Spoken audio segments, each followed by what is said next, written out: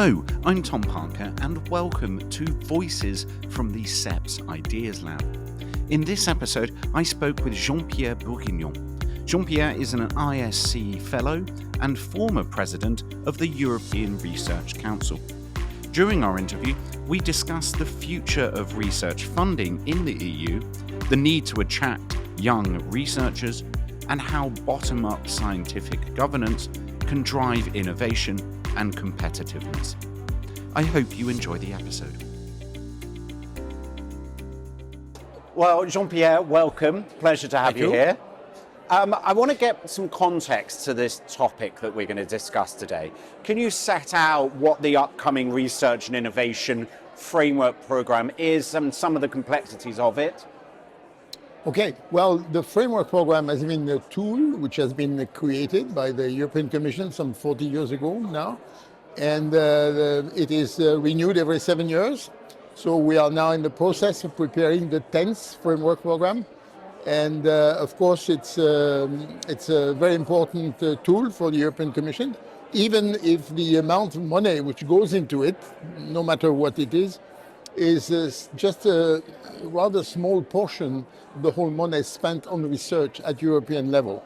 It's typically 10% of the overall money spent in Europe on research, because it means that the countries are spending much more money than the European Commission. Nevertheless, the framework program is very important because it contains some tools which are very unique, and therefore that's why scientists are very motivated to defend it and to insist that the 10th framework program should really exist. And recently there have been the idea, since research was really meant as a key tool for competitiveness for Europe, that maybe it can be embedded in a larger competitiveness fund. And then it's so much embedded that at the end you don't see it anymore. So that's one of our concerns at the moment. Well, and you talk about the budget there being 10% usually. How can you ensure an increase in budget, and what would that increase mean? Well, typically, I mean, Europe is not alone on Earth. So there are other big groups funding research in the world. Mainly the United States and China. There are also some other countries which are very active in research, like South Korea or Japan and some others. But the situation is that both the US and China are increasing their expenses in research massively. And Europe has been struggling to achieve 3% of GDP on public and private support to research since almost 20 years. And we're not yet there. So the target was 3% in 2020, while in 2025 we're still at 2.2, not at 3. Right. So the key point is to achieve 3%. And this, as I said, this 3% is the sum of the contribution from the public sector and the private sector. Yeah.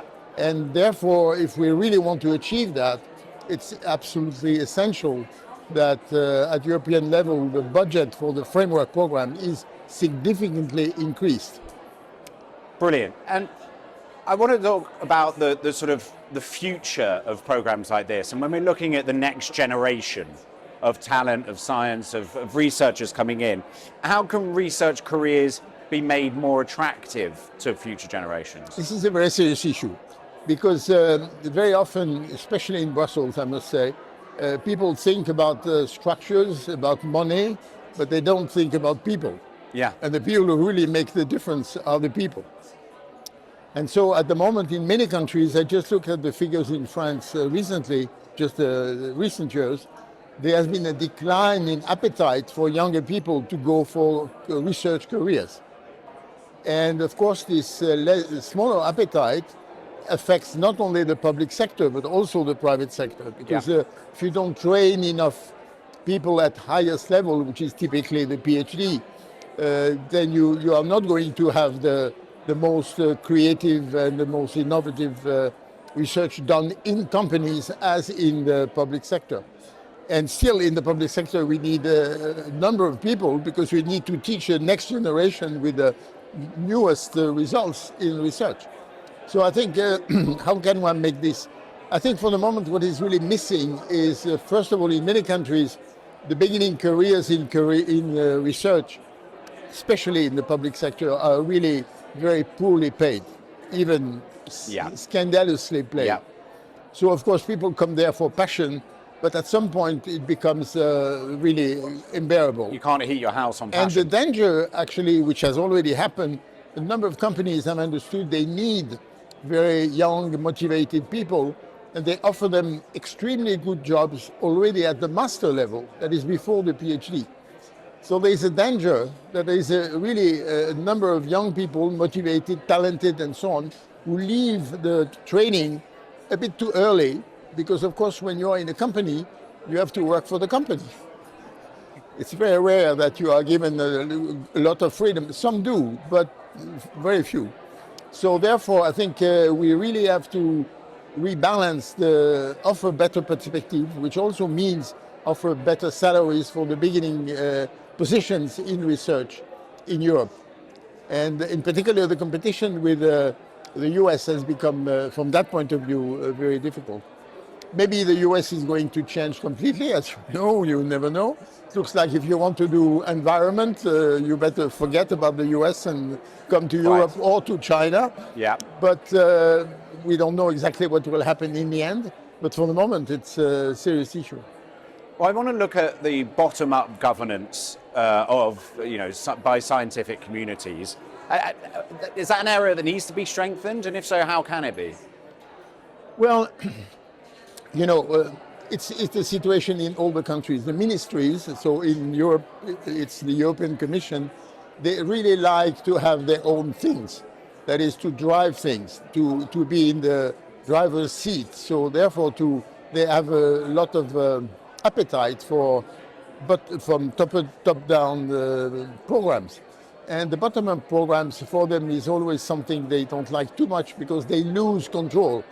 And we know as scientists that it's extremely important that a significant part of the funding for research goes to bottom-up research. Because if you really want people to be daring, to be innovative, to come up with really new ideas and breakthroughs, you have to leave this in the hands of researchers. You cannot decide 10 years ahead of time, we are going to discover this in 10 years' time, because it's a priority.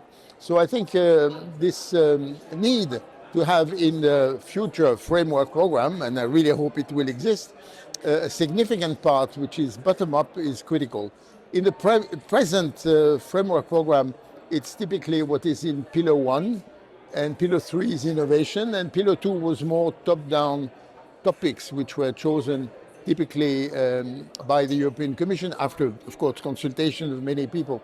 But it's very, very important that the Pillar 1, in which there is the European Research Council, but also the Marie-Curie actions, and also large infrastructures, be really properly financed. In the situation that the ERC, the European Research Council, is that presently, and it has been like this for a number of years, typically we could fund twice as many projects without lowering the quality, which means that we don't do that just because we don't have the money.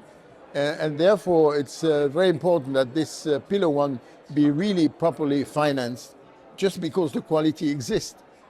And the other advantage is that if you double the budget of ERC, for example, you don't introduce any more bureaucracy. The researchers will not have to write more proposals because they already submitted their proposal.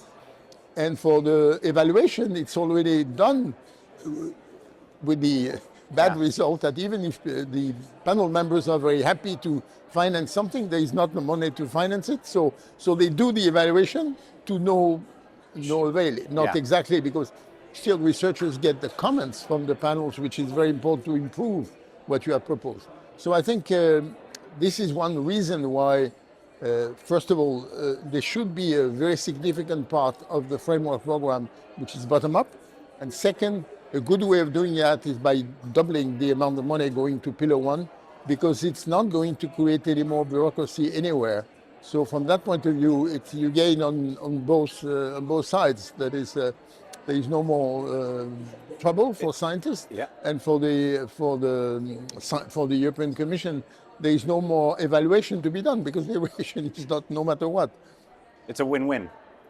I think so. It's a typical situation where you have a possibility of having an easy win-win situation. Well, let's hope for a win-win then, Jean-Pierre. And I'd love to talk to you another time about whether we have achieved the doubling of a budget, the increase of a budget, in order to get more researchers the key point for me, if we want to be in this win-win situation, is that we must have enough politicians who understand it's not just a request by a community, but it is really part of a strategy which is absolutely indispensable for the success of Europe. And I think this is very clearly explained in the Draghi report, with the argumentation why pushing for more money for research and innovation is a prerequisite for Europe to really remain competitive at world level. Brilliant. Jean-Pierre, pleasure to speak with you. Thanks for giving us your time. Thank you. Bye-bye. Take care.